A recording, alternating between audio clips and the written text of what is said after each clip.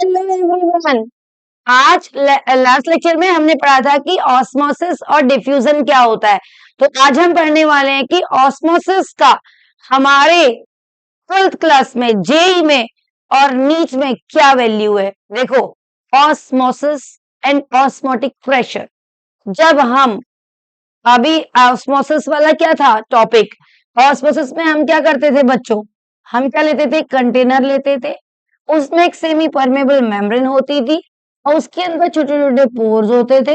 एक तरफ हम वाटर मॉलिक्यूल यानी कि सॉल्वेंट का कंसंट्रेशन ज्यादा लेते थे और एक तरफ हम सॉल्वेंट की कंसंट्रेशन कम लेते थे। मतलब कम कैसे होगी, आप सॉल्वेंट में, उस सॉल्वेंट में कोई चीज डिसॉल्व कर दो, चीनी या नमक सिंपली जो हमारे घर में मिलता है, तो ऑब्वियसली कुछ जगह कौन घेर लेगा, चीनी घेर लेगा, नमक घेर लेगा, की वैल्यू यहाँ अमाउंट यहाँ पर कम हो जाएगा, यानी कि कंसंट्रेशन वाटर की यहाँ कम हो गई।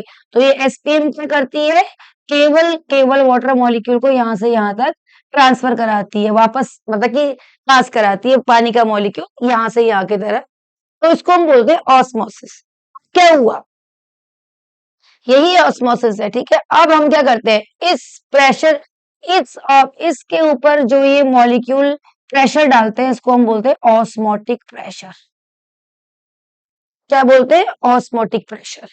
तो ऑस्मोटिक प्रेशर क्या होता है,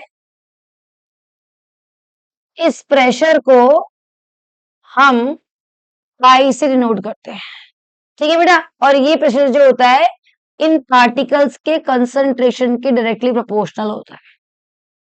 कंसंट्रेशन मतलब हम यहाँ पर कंसंट्रेशन से अगर आपको बताओ तो मोलैलिटी लेते हैं, स्मॉल एम मोलैलिटी के डायरेक्टली प्रोपोर्शनल होता है। ठीक है, और हम यहाँ पर अगर लेंगे तो pi equals to C into R into T लेते हैं, जहां पर आर गैस कांस्टेंट है, सी कंसंट्रेशन है मतलब मेनली मोलैलिटी, और टी क्या है बच्चों, टेम्परेचर है। इसका मतलब क्या हुआ, टेम्परेचर का ऑस्मोटिक प्रेशर पर क्या फर्क पड़ेगा, जितना ज्यादा टेम्परेचर उतना ज्यादा ऑस्मोटिक प्रेशर, है ना। तो ये आता है। अब सुनो, अब हम करते क्या, हमारा यूज क्या है यहाँ पर, हम जो पढ़ते हैं ना अपने चैप्टर सॉल्यूशन के अंदर, वहां पर हम क्या पढ़ते हैं, दो टाइप के हमें सॉल्यूट्स मिलते हैं। एक हमें मिलते हैं आयोनिक सॉल्यूट्स, अगर आपको याद हो, एक मिलते हैं हमें आयोनिक सॉल्यूट्स। तो आयोनिक सॉल्यूट्स क्या होते हैं, और एक मिलते हैं बेटा हमें नॉन आयोनिक यानी कि ऑर्गेनिक सॉल्यूट्स, कोवलेंट सॉल्यूट्स या बोलते हैं, या फिर नॉन आयोनिक, है ना। नॉन आयोनिक मतलब जिनका डिसोसिएशन नहीं होता। को मेनली जो मिलेंगे हमारे सिलेबस में वो मिलेगा ग्लूकोज। ग्लूकोज इसका फॉर्मूला होता है C6H12O6, इसका वेट होता है 180 ग्राम। और एक आपको मिलेगा बेटा सुक्रोज, और सुक्रोज जो होता है वो होता है C12H22O11, इसका जो मास होता है 342 ग्राम्स होता है। इतना कर लेना चाहिए कि आपको याद हो जाए। और एक हमें जो यहाँ मिलने वाला है वो मिलेगा यूरिया। यूरिया का फॉर्मूला होता है NH2CO NH2, इसका मास जो होता है वो 60 ग्राम्स होता है डियर किड्स। तो क्या आयनिक सॉल्यूट्स क्या होते हैं, सारे एस ब्लॉक के एलिमेंट और मेटल्स के जो होते हैं, जैसे NaCl सिंपल कम, NaCl, NaOH, सोडियम के Na2SO4, है ना बेटा, ये क्या होते हैं, डिसोशिएट हो जाते हैं पानी में जाकर।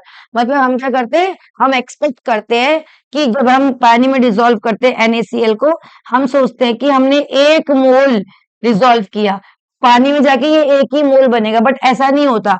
ये पानी में जाकर डिसोशिएट हो जाता है, Na+Cl- बनाता है, Na पार्टिकल इसके बनाएगा, Na पार्टिकल इसके बनाएगा, अनएक्सपेक्टेडली एबनॉर्मलिटी आएगी, 2 Na पार्टिकल हो जाएगा। तो क्या हो जाएगा बेटा, हमने एक्सपेक्ट किया था कि हमारा जितने पार्टिकल हम डिसॉल्व कर रहे हैं पानी के अंदर उतने ही पार्टिकल बनेंगे, लेकिन ऐसा नहीं होता है। यहाँ पर आपके डबल नंबर ऑफ पार्टिकल्स बने। सिर्फ NaCl की कहानी नहीं है, कहीं कहीं पे 3 आयन बनेंगे, कहीं कहीं पे 4 आयन बनेंगे। तो इस केस में क्या होता है और इस केस में क्या होता है, ऑस्मोटिक प्रेशर जो होता है पाई, उसकी वैल्यू बदल जाती है। वो किसके ऊपर डिपेंड करती है, कंसंट्रेशन ऑफ सॉल्यूट पार्टिकल्स के ऊपर डिपेंड करती है। जितने ज्यादा पार्टिकल्स, कंसंट्रेशन पार्टिकल्स का, उतना ज्यादा पाई। तो जब हमारे पास आयनिक कंपाउंड होता है ना बेटा, तो आयनिक कंपाउंड में हम क्या करते हैं, मान के चलो मैंने क्या किया, CaCl2, ठीक है। CaCl2 में Ca2 प्लस और प्लस 2 Cl माइनस आयन बनेगा। यहाँ पर जो डिसोसिएशन होता है, वैसे तो आपको डिसोसिएशन कांस्टेंट आई दिया रहता है कहीं कहीं, और जहां पर अगर आपको नहीं दिया, आप एनसीईआरटी बुक का सॉल्यूशन चैप्टर का सेकंड लास्ट और सेकंड लास्ट दो क्वेश्चन करे, वो ऑस्मोटिक प्रेशर और पाई के ऊपर ही है। उसी के आगे इंटेंस क्वेश्चन में भी प्रेशर के ऑस्मोटिक प्रेशर के ऊपर ही क्वेश्चन दिए हुए हैं एनसीईआरटी में। वो करें तो आपको वहां पे लगे, एक क्वेश्चन में आपके वहां पर आई दिया हुआ है, एक में आई नहीं दिया हुआ है।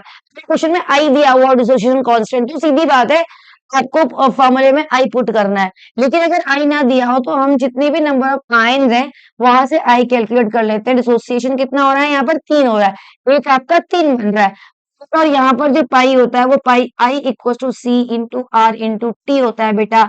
जहां पर ये जो आई होता है, ये तो वेंट हॉफ फैक्टर, तो ये वेंट हॉफ जो फैक्टर है वो आई जो है वो लगाते हैं, और अगर दिया है तो दिया है, नहीं दिया है तो आपको यहाँ से लगाना पड़ता है, ठीक है। ये आई यहाँ पे आ जाएगा। उसके बाद अगर आयनिक नॉन आयनिक है, मतलब ग्लूकोज है C6H12O6, तो ये ना डिसोशिएट नहीं होता है बेटा, ये पानी में जाके स्कैटर होता है, डिस्पर्स होता है, मतलब बहुत सारे मॉलिक्यूल आपस में चिपके हुए हैं, वो पानी में जाके बस अलग अलग हो जाते हैं।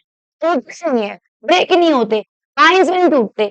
मतलब अगर पानी में आपने एनी नंबर ऑफ मॉलिक्यूल्स पानी में घोले तो अंदर जाके भी Na होंगे, बस फर्क इतना होगा कि डिस्पर्स हो जाएंगे, बिखर जाएंगे पूरे में, अलग अलग में बिखर जाएंगे, है ना, ऐसा हो जाएगा, ब्रेक नहीं होता। तो यहाँ पर जो ऑस्मोटिक प्रेशर का फॉर्मूला लगता है P C into R into T लगता है बच्चों, और सी जो होता है वो एन अपॉन वी होता है, number of moles upon volume. तो हम इस तरीके से भी यहाँ पर निकाल सकते हैं। ये स्पाई का जो ऑस्मोटिक प्रेशर का जो यूज है, जो बचपन से क्लास 9th से आकर और 6th क्लास से आकर, what is osmotic pressure, what is diffusion, what is diffusion, ये सब जो पूछते हैं उसका यहाँ एप्लीकेशन है। इसको समझाने का मतलब ये है कि इस पूरी वीडियो, इस कहानी का मतलब ये है कि छोटे छोटे जो टॉपिक्स होते हैं उनको नजरअंदाज ना करें, उनको पढ़ें, और उसके बाद अपने दिमाग में एक सवाल जनरेट करें कि ये क्यों पढ़ा। फिर हमारे पास आए, मेरे पास आए कि मैडम मैंने हमें क्यों पढ़ाया आपने ऑस्मोटिक प्रेशर, तो मैं आपको बताऊंगी बेटा, इससे कोई फर्क नहीं पड़ता, इट डजंट मैटर कि आप क्लास 6 में हो, 7 में हो, 8 में हो, 9 में हो, 12 में हो, आपको क्या कर रहे हो जीवन का ध्येय बचपन में पता चल जाता है, क्योंकि आप एक फुल एनर्जी हो, फुल यूनिवर्स हो। आपको इस बात को जानने का 101% अधिकार है किसी भी उम्र में, कि आप ये काम क्यों कर रहे हो, किसके लिए कर रहे हो। भैया इंसान के बच्चे हो तो सवाल तो दिमाग में आएगा ही आएगा, और हमारा काम है उसका आंसर देना। तो अगर आपको लग रहा है कि ऐसा क्यों हुआ बेटा, क्यों पक्का पूछो, क्यों पक्का पूछो, और उस क्यों का जवाब ढूंढो डिजर्विंग कैंडिडेट से, जहां आपको लगे कि मुझे इस क्यों का आंसर मिलने वाला बनेगा, तभी धीरे धीरे धीरे धीरे करके हमारा देश आगे बढ़ेगा बच्चों। डाइवर्जन खत्म करो, यूट्यूब और चैनल और मोबाइल फोन बिल्कुल मत देखो, मुझे इससे नफरत नहीं है। डिजिटल मीडिया है, हम बच्चों को उससे दूर ही रख सकते हैं, लेकिन हमें अपने जीवन में प्रायोरिटी वाइज काम करना चाहिए। जिस चीज की प्रायोरिटी है, इस वक्त तुम्हारे को करियर पे फोकस करना है, तो करियर की प्रायोरिटी है। न जाने आपसे 10 साल 15 साल बाद किस टाइप के हवा में यूज होने वाले मोबाइल फोन यूज करोगे, हवा में लिखने वाले, इनविजिबल, तो कुछ भी हो सकता है, everything is possible in this world, है ना। तो इसलिए अभी आप करियर पे फोकस करिए, देश को आगे बढ़ाइए, पढ़िए और एंजॉय करिए। बाय बाय, फिर मिलते हैं।